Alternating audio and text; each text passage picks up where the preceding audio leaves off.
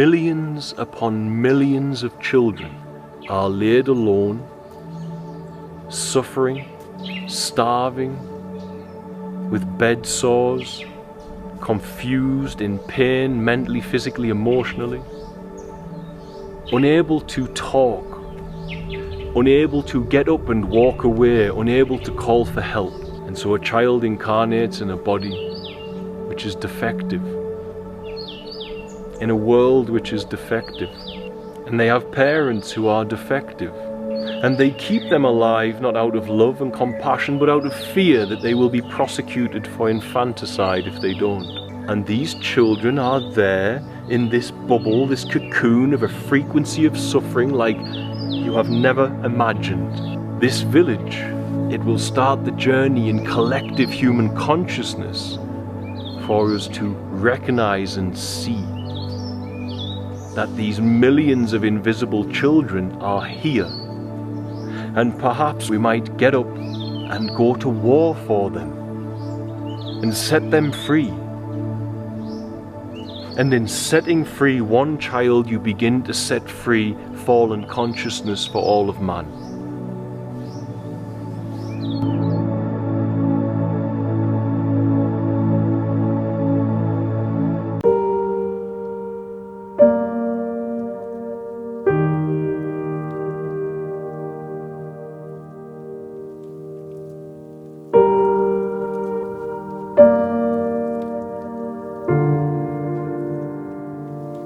In my recent video, I pointed out that photons travel on an angle of light, and they carry within them messages and information.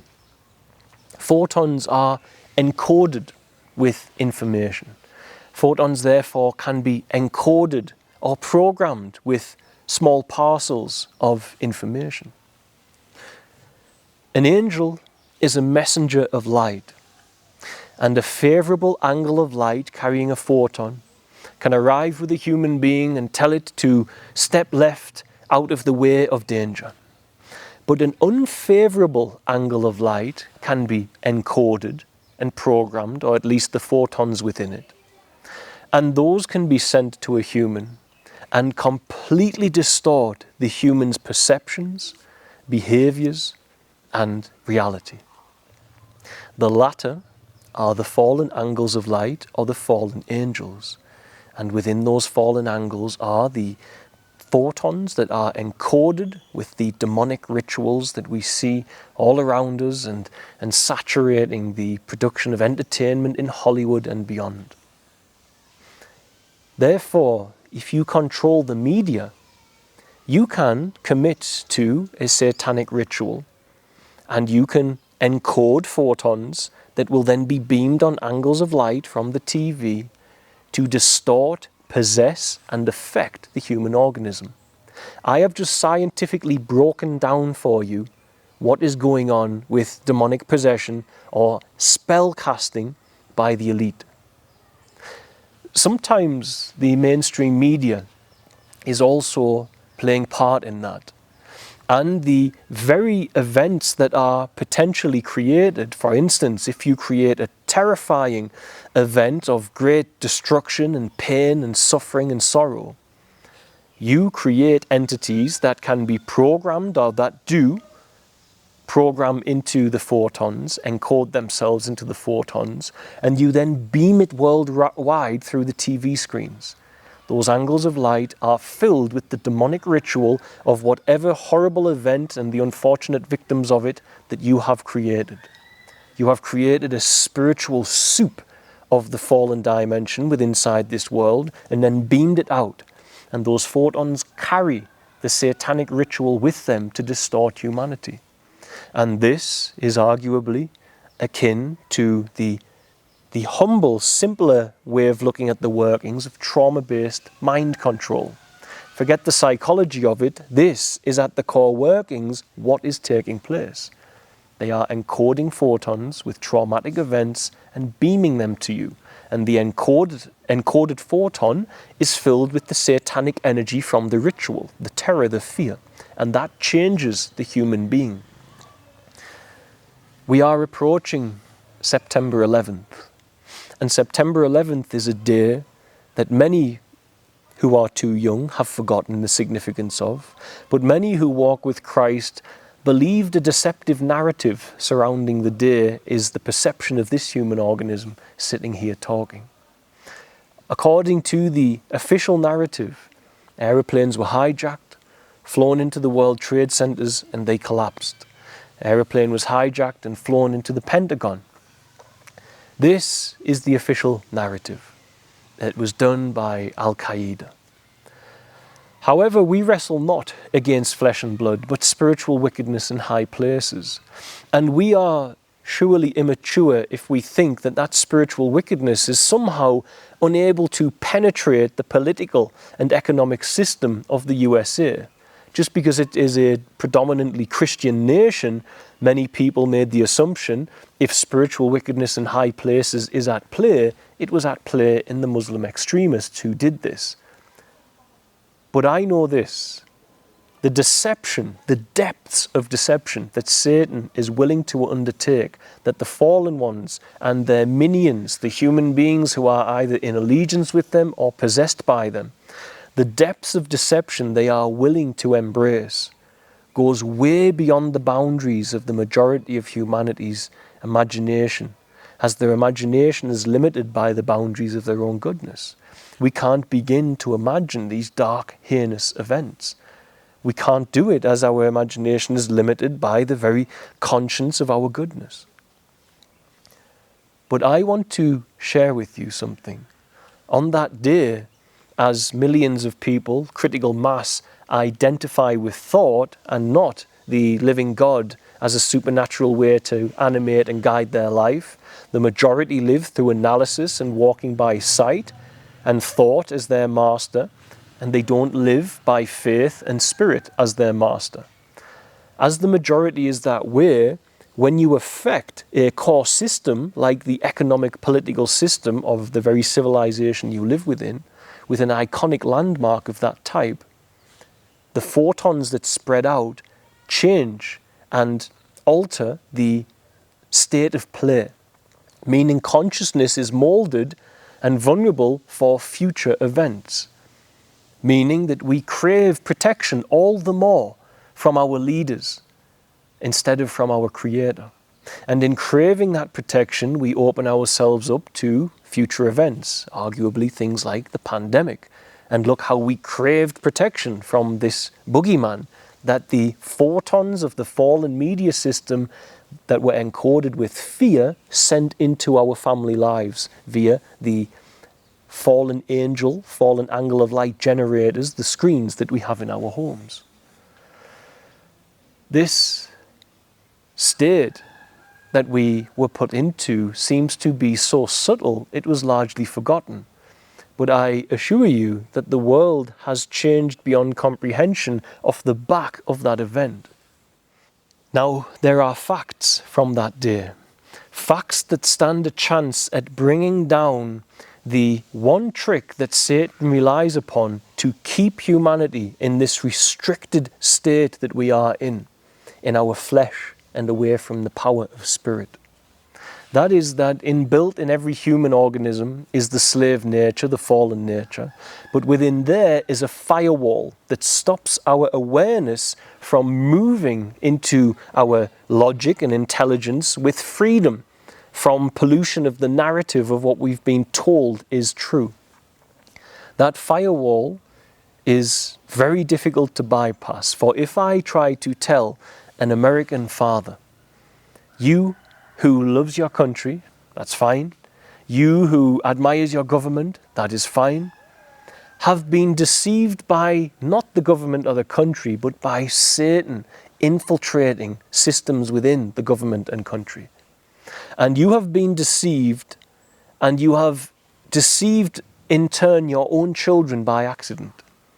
You are now bringing into question this man's entire egoic identity. And the automatic reaction is to reject what is being said.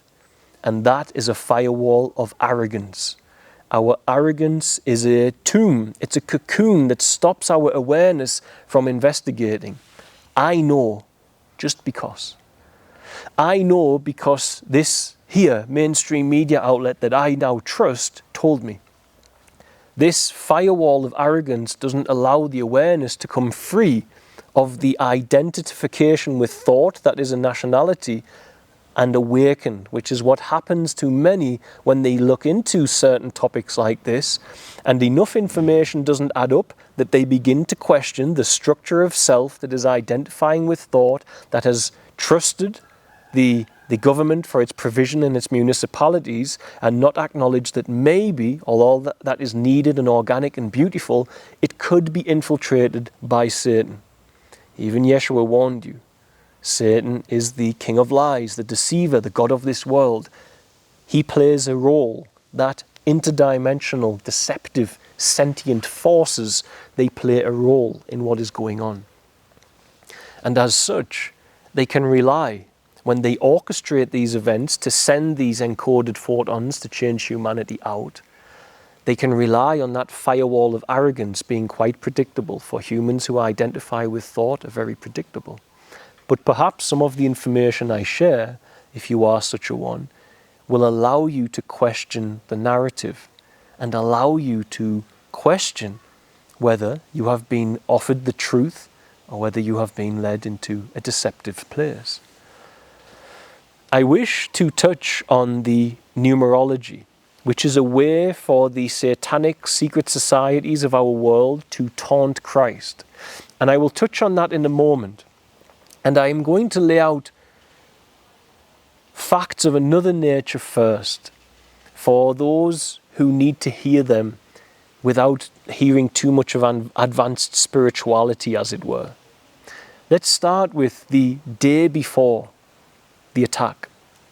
The day before 9/11, many do not know that Donald Rumsfeld announced that trillions of dollars had gone missing and they couldn't locate them. We are, as they say, tangled in our anchor chain.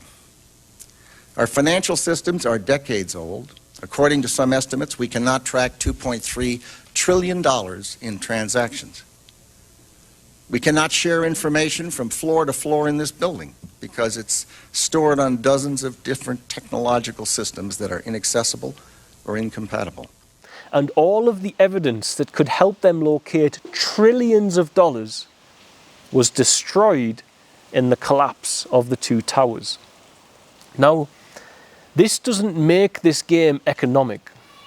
But if this is, as I say, we wrestle not against flesh and blood, but spiritual wickedness in high places, the interdimensional forces that wish to corral human consciousness as a resource, our collective intelligence as a resource to maneuver and steer in a direction of their choosing.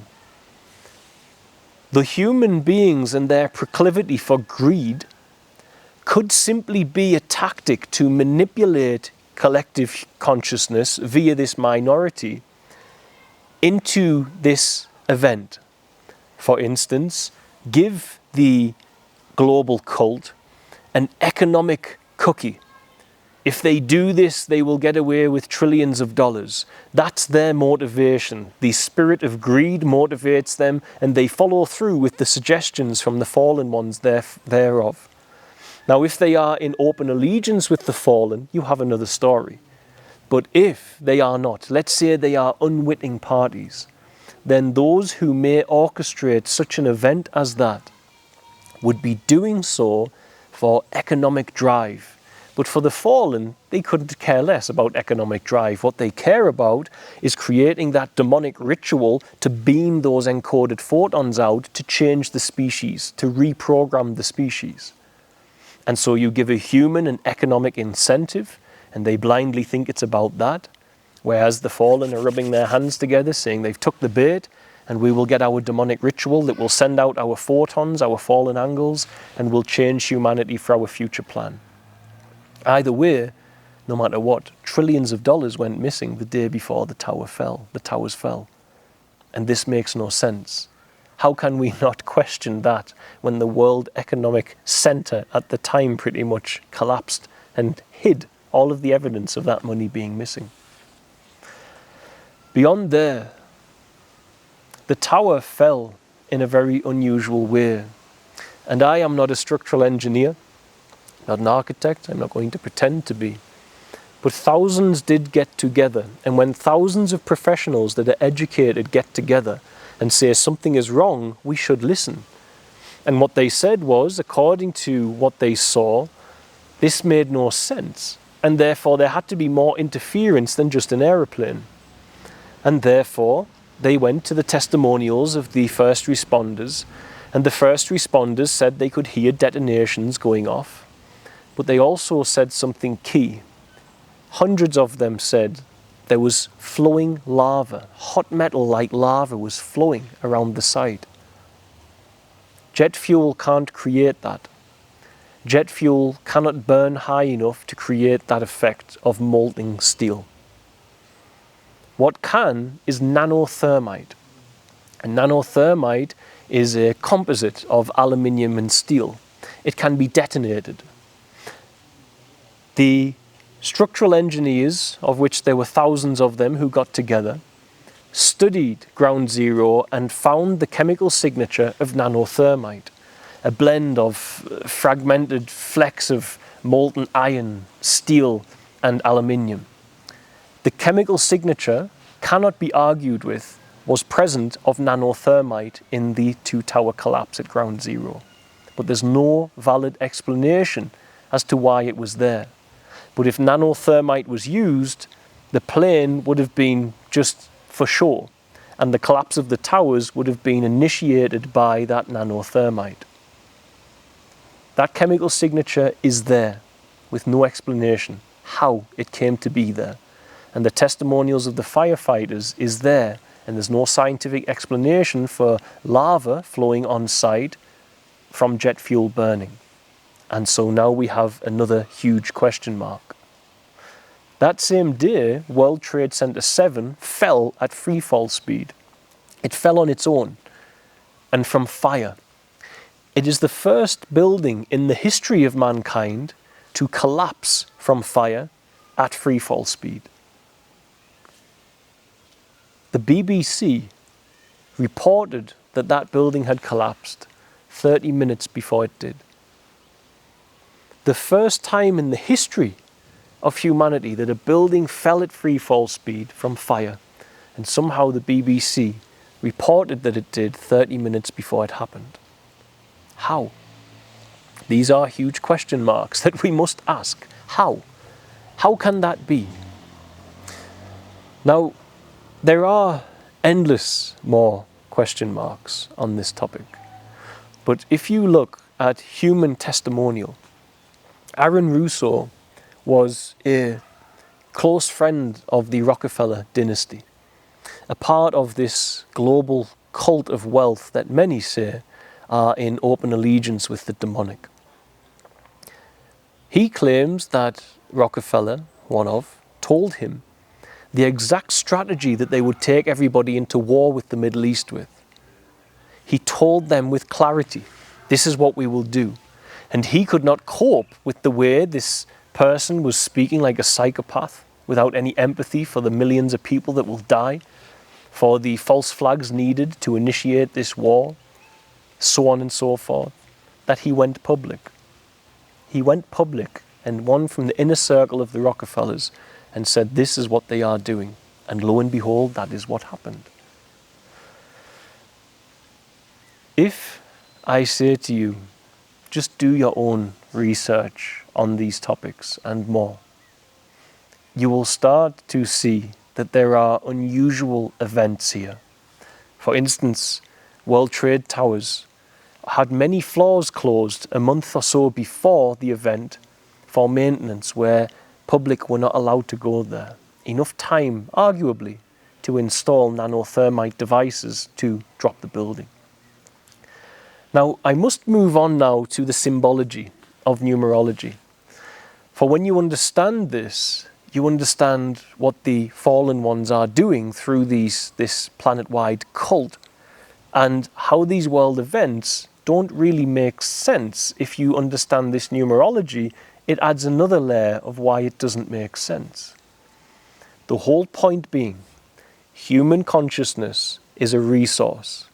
The fallen ones cannot create on a blank canvas, but humans can. And therefore they wish to corral our creative force into directions of fear and war and weapons. And to do that, they must steer humanity from the shadows as a resource into the places where we are in conflict and fear and spending all of our budget as we are on weapons, for example. This is one of the arguments of why the demonic are here. They're not here just for fun. They're here as they have a plan and we are a resource. And they are steering us. Numerology plays a significant role. If you look at the Masons with the 33rd degree of Masonry, 33 is a multiplication of 11. 22, 11 and 33 are significant to the occult numerology of the world, and two, above and beyond of importance, the Satanic. The Satanic perceive that the source code of Christ, which is the code of geometry and numbers that gives birth to the opportunity for us to have awareness and consciousness and love and life inside time, space and matter, that it is in their rebellion good to hack that source code, to dissect it and control it. And therefore, they, in hacking it and understanding the significance of certain numbers and so on, they taunt the Christ.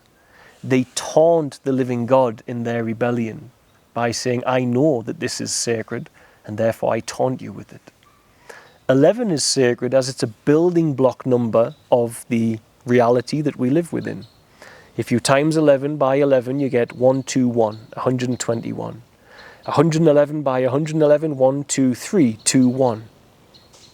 1111 by 1111, 1, 2, 3, 4, 3, 2, 1. It's a pyramid number, meaning it's a building block of the program of reality or the workings of the Christ who gave forth life.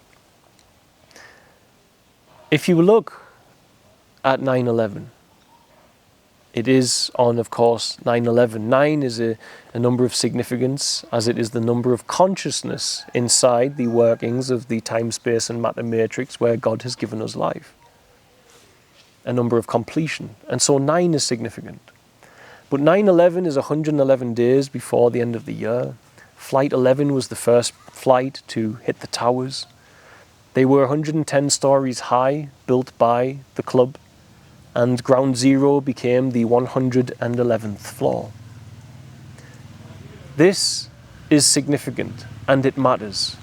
For if you go back to, for instance, World War I, armistice was called on the 11th minute of the 11th hour of the 11th day of the 11th month. That means that all around the world in this satanic energy extraction matrix with technology that we don't fully understand, you have billions of people at that time standing before an obelisk, a structure first given to us in ancient Egypt by the fallen ones. The obelisk is in every town, village and city in Europe. In my own village, where it was a small village with 3,000 to 4,000 people living there, the obelisk is called a cenotaph. It is a war memorial. And on that time, at that day, on the 11th minute, 11th hour, 11th day, 11th month, the entire village, as with every other village in the area, every other town, every city, would get together in front of this obelisk and observe a minute of somber, mournful energy, a minute's silence of respect for the war dead. But the energy that we created was heavy and fed into the fallen world energy extraction matrix of these obelisks. That energy was fed in and it goes into the earth, and then who knows what is going on beneath our feet. That was when the armistice was called off. And you say, well, it's just chance. But then you look at JFK, one of our great leaders of late, who was assassinated. He signed Executive Order 01111.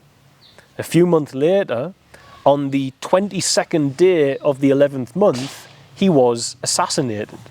He was shot. Of course, 22nd is 1111, two 11s.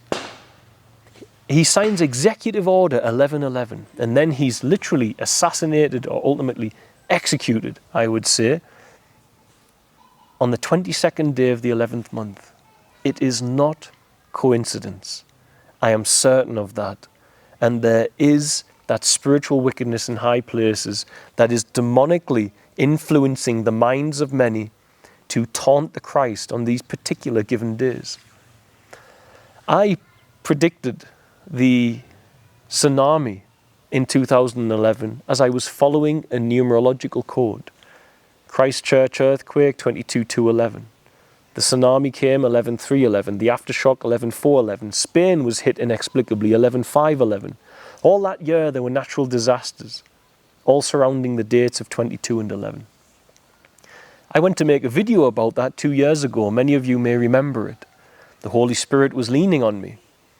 I did so, and on the eve of September 11th, on the eve of 9/11, this significant day for them, on the 10th of September, the eve of 9/11, a massive earthquake hit Morocco. And Morocco is significant as it is near one of the main canals that connects the global economy. The planet-wide economy, if you control those canal lanes, you control the economy. That earthquake officially started at 11:11 p.m. on the eve of 9/11. They are taunting the Christ by manipulating. And how do you say an earthquake? They have technology, is what I am arguing. Conscious, sentient choice using technology to create these events. And therefore, the spiritual wickedness in high places taunts the Christ by influencing these events to take place, if through technology, at these particular times and dates. And September 11th was filled with such symbology.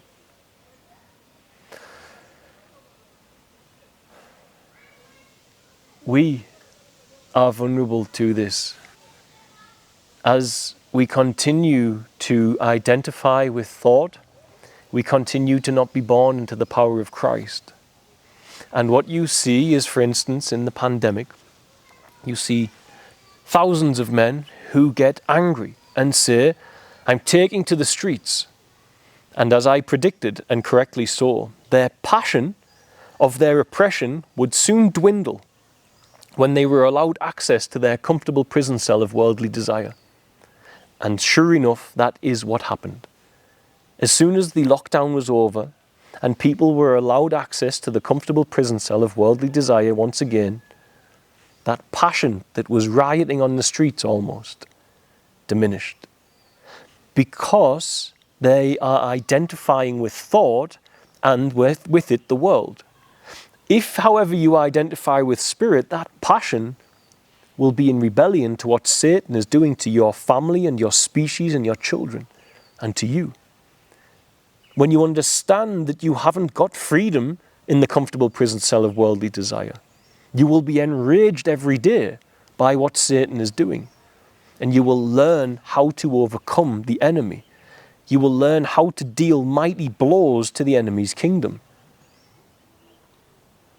But lo and behold, the majority of men, as they identify with thought, are in bondage to thought. And when you're in bondage to thought, you're in bondage to the sin nature of the body. You're in bondage to temptation. You're in bondage to fear, for all of this is born of thought. And if you identify with thought, these things influence you. If you are born into the presence of the living God, where you become a being that is spontaneous, unpredictable, that is light, that is filled with the wisdom, for the wisdom of God is not in you, but channeling into you and directing the way that you should go. When you are there, the enemy is terrified of you. For there you will be in rebellion to anything that takes you away from that state of being, which is you being animated by the Christ, including the comfortable prison cell of worldly desire. And so, humanity will remain vulnerable to these satanic rituals, be they through the Hollywood media and the entertainment industry, who do ceremonies over their music albums, over the movies, as many testimonials have said, and then emit these encoded photons into your body, through your eyes, into the core of the temple of God, your brain, into a light reactive gland called the pineal. I have seen God face to face, and I call that place pineal, as Jacob said, and poof, it pollutes the perceptions of the vessel. It embodies you with the fallen angles of light and their way. And so you must ensure that the light you receive is correct, as I've often said. Make sure you're receiving light from the far-off reaches of the cosmos, from the Christ, and not only the man-made angles and the encoded photons thereof. But beyond all of that, you must ensure that you are not permanently identifying with thought. For if you do, and you raise your children that way, the same system will continue. Trauma-based mind control, world events, wars that are filled with terror and fear and disgrace. And as they take place, those who suffer and the unfortunate heart of those orchestrated events, those who die, they are part of that satanic ritual, and from that energy is the encoding of photons which are emitted to humanity, which then change our perceptions of reality, which frog marches towards a future without Christ, without spirit, and locked in flesh, where we become an endless, perpetual resource to the fallen ones.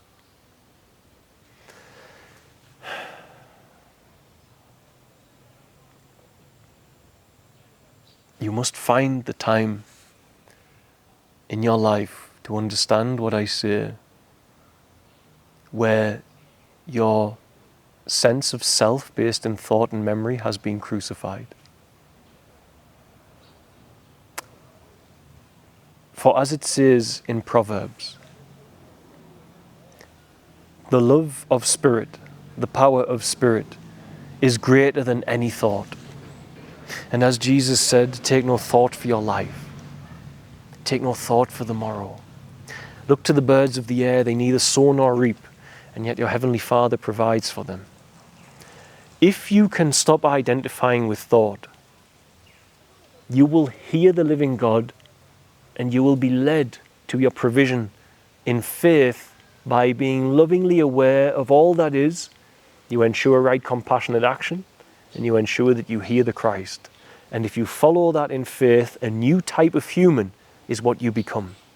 You're no longer there analyzing and summing and weighing. You're following blindly. You're being guided and taken by the Christ. If you are separated by identification with thought from that living God, from that operating system, you have no choice but to analyze. And in analyzing, we are a great resource of creation for the fallen. In analyzing your way through life, you play a significant role, along with collective consciousness, of steering human intelligence and consciousness towards the output that the fallen wish to see. Spirit and flesh. This is what we are talking about. And things like 9/11 will continue to happen so long as critical mass is arrogant and identifies with thought. And so long as critical mass, even religious, identify with religious thought. You've got to crucify that image of who you are in thought and stop identifying with thought so God can animate your body. So Christ can have you fully, can take your vessel and use it as it sees fit. You must. You are responsible on an individual level. And it starts by questioning even the very image and thought of what you think you are, the birth certificate itself. For it has been told that it functions in the world in a very restricted, narrow version of a human. And if you identify with that and believe it, you are your own prison guard. And if that structure can fall for a moment or two, be it in fasting or prayer, people have it with psychedelics because it destroys that structure, you will find a way to raise up and connect with consciousness. And in pure super consciousness of this present moment is the living God Christ. And when it is your home and it is your identity, It is not a thought. Identification with thought is linear and it is eternal. You feel it.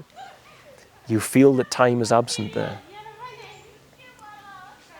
If I try to describe this moment, I can hear things, I can feel things. I feel the cold floor on my feet, I can hear the trees blowing. But all of that is now, here. It is one unified movement. But for me to tell you, it becomes linear and descriptive, and you hear it in a linear fashion. The living God is not a thought. God is more than thought. And if you identify with thought and memory, you will never know the power of Christ or the love of Christ. And you will always be a predictable animal, and the fallen ones will continue to have the ability, whether you agree or believe they have or not. Let us have that open discussion if we wish. They will have the option to embody human beings, to cause them to create horrendous events, traumatic events, whether you believe it was Al-Qaeda or you believe it was an inside job or whatever you believe. They will be able to embody humans, create the ritual of sacrifice, and from there beam out the encoded photons on the fallen angles of light. The fallen angels will be dispatched into family homes. And that will only stop when we are spiritually reborn en masse and no longer identify with thought as who we are. This is such a difficult thing for people to understand, but if you identify with thought, you are not humble. If you identify with nothing, just lovingly aware, the living God will take your life and you will form a history, but it will not drive the passage of time, the spontaneous pull and direction of the revelation of Christ found in this moment and this moment alone, where there is life. And in thought there is only death. There, in life, you will be an unpredictable, living extension of the Christ force in the human story. And they fear that above all. For such humans can build what God's will be, for God's collective plan to sort this out. Human thought can't do that, as it doesn't know God's plan. I shall leave it there. To all who lost their life that day, my respect and love to them and their families, and may the truth, which is the Holy Spirit, the Spirit of truth, be encoded into any photons that leave this screen and this light, and move in people to ask the questions alone as I do, so that we can know the whole truth and understand where Satan is oppressing us and where we can be liberated from that oppression in Christ. God bless, guys.